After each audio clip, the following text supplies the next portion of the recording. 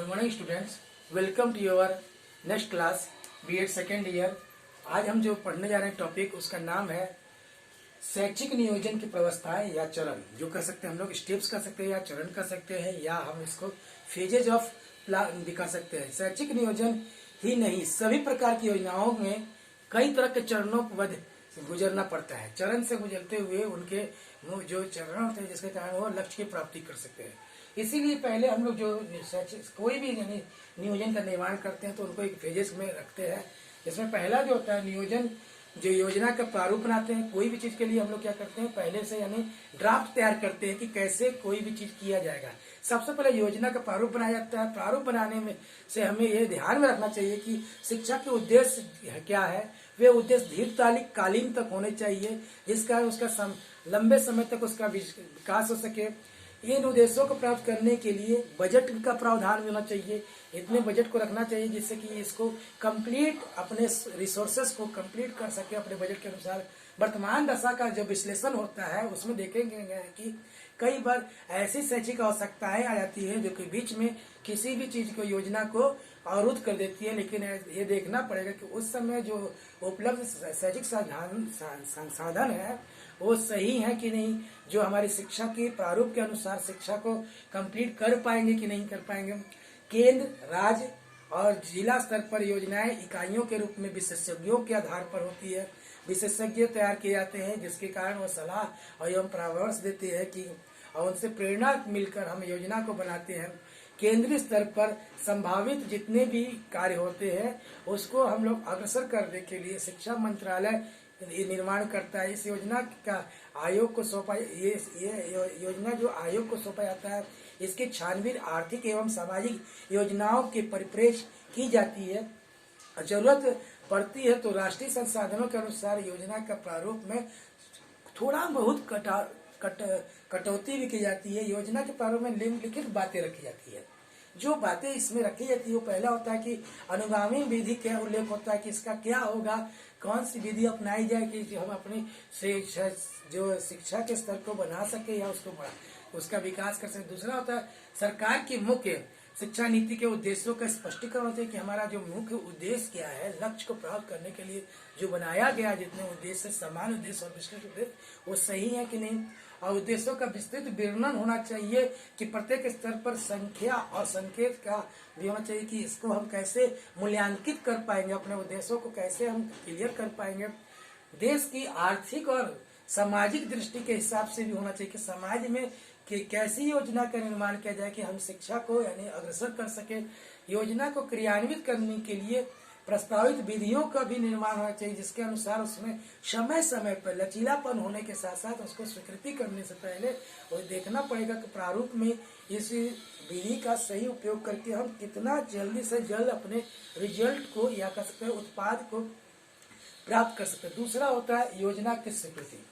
पहला जो भी योजना बनेगा तो उसको एडॉप्शन भी होना चाहिए कि क्या इस प्रारूप जो बन जाएगा इसका प्रकाशन होना चाहिए। प्रकाशन करने पर इस पर जनमत लिया जाता है। जनमत यानी कि सभी के और राय होनी चाहिए, विशेषज्ञों के सलाह मशवरा किया जाता है और उसके बाद वित्तीय प्रशासकीय परिवर्तन और संशोधन के आधार पर इसको यानी कि कहीं पर स्वीकृत किया जाता है।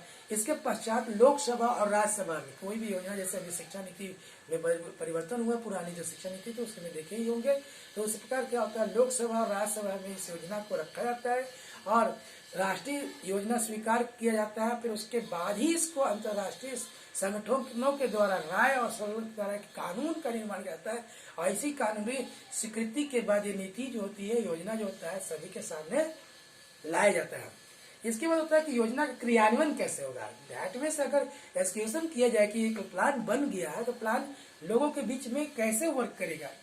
इस स्तर पर योजना का जो क्रियान्वयन होता है वार्षिक, अर्धवार्षिक, त्रैमासिक समय सारणी के हिसाब होता है कि उसका यानी चयन हो जाएगा कि कौन किसकी जांच कब होगी, जिससे अनेक कार्य जो तदनुसार समय समय पर उसकी जांच हो सके। परामर्श का प्रावधान किया जाता है। कुछ प्रारंभिक योजनाएं होती है जिसके जल्दी किया जाता है। इसमें इस प्रायोगिक कार्य के बाद योजना में संशोधन हेतु उसको पर्यवेक्षक के पास भेजा जाता है।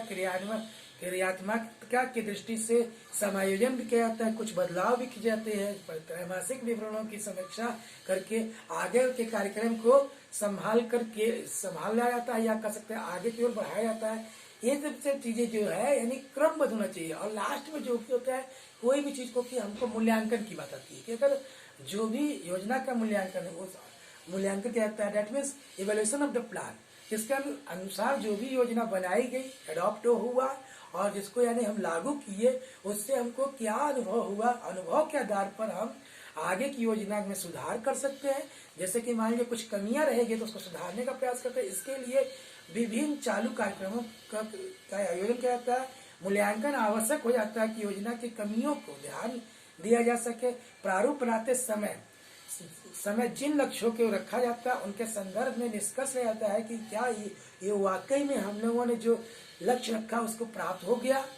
और शैक्षिक नियोजन की एक सतत प्रक्रिया होनी चाहिए। इसका मूल्यांकन के आधार पर हम संशोधन कर सकते हैं कि क्या क्या इसमें सुधार करेंगे, जिसके कारण परिणाम जो होगा हमको संपन्न परिणाम मिलेगा। ध्यान रखते हुए वरन गुणवत्ता की दृष्टि को भी बनाए रखना है। ऐसा नहीं कि परिणाम पे ही रखना कि गुणवत्ता हमारा 0 हो जाए। त्रैमासिक और वार्षिक मूल्यांकन जो शिक्षा में होता है, हम जैसे आप देखते हैं त्रैमासिक, अर्धवार्षिक और वार्षिक परीक्षाएं होती है, वो कभी कभी योजनाओं के बीच में मूल्यांकन भी करने के लिए की जाती है। जैसे कि त्रैमासिक से इस कारण होगा कि कितना यानी बच्चे में स्तर आगे बढ़ा गया। विश्वविद्यालय में लिए जो है ना जो योजनाएं होती है वो पंचवर्षीय योजनाओं के तहत रखा जाता है, यानी उसमें परिवर्तन जो होती है 2-3 साल बाद उसको बदलने का प्रयास होता है। इसलिए सिलेबस में कुछ न कुछ चेंजेस किया जाता है और आवश्यकता अनुसार इसमें संशोधन भी किया जाता है। जिस प्रकार इसीलिए फिर से हम बताया जा रहा है कि शैक्षिक नियोजन की व्यवस्थाएं क्या है, चरण कितने हैं। उस चरण को 4 भागों में बांटा गया है। पहला जो होता है हमारा चरण होता है योजना का प्रारूप बनाना। किसी भी कार्य को करने से पहले हम योजना का निर्माण करते हैं। उसके अनुसार हम लोग क्या करते हैं कि हम अपने विशेष उद्देश्य को देखते हैं कि उद्देश्य के अनुसार हम क्या योजना का निर्माण करेंगे, हम अपने उद्देश्य की प्राप्ति कर सकें। दूसरा, ये जो योजना बनने के बाद स्वीकृति भी होनी चाहिए कि जो आपकी योजना बनी हुई है वो सही है। तो स्वीकृत करने के लिए भी चाहिए कि इसको पारित कराना है तो लोगों के जनमत चाहिए। हमें कोई भी योजना बन रहा है तो उसका क्या होगा, अगर पब्लिक के लिए नहीं होगी, पब्लिक के सपोर्ट उसका नहीं मिलेगा तो योजना क्या होगी, भविष्य में फेल हो जाएगी। इसलिए हमको एडॉप्शन ऑफ द प्लान देना चाहिए। तीसरा होता है कि इसका क्रियान्वयन होना चाहिए। योजना जो बन गया है अगर वो उसको चलाया ना जाए, जांच करने के लिए उसको रखा ना जाए तो कैसे हो पाएगा। इसलिए इसमें प्रारंभिक योजना के साथ साथ हमारा जो होता है उद्देश्य की प्राप्ति को देखने के लिए जो चौथा होता है हमारा मूल्यांकन। हर एक पद में मूल्यांकन जो होता है एक प्रारंभिक नहीं मान के उसको हम लोग कह सकते हैं कि मूल्यांकन अगर नहीं होगा तो हम संशोधन की बात भी नहीं कर सकते। मूल्यांकन से हमें अपनी कमियों का पता चलता है, जिसके कारण पता चलता है कि इसमें क्या कमी रह गई जिसको हम भविष्य में सुधार सकें या कुछ चीजों के द्वारा उसको सुधारने का प्रयास किया जा सकता है। धन्यवाद। कल जो हम लोग देखेंगे, इसके बाद देखिए कल की जो योजना है उसमें हम लोग करेंगे शैक्षिक योजना के प्रकार। धन्यवाद।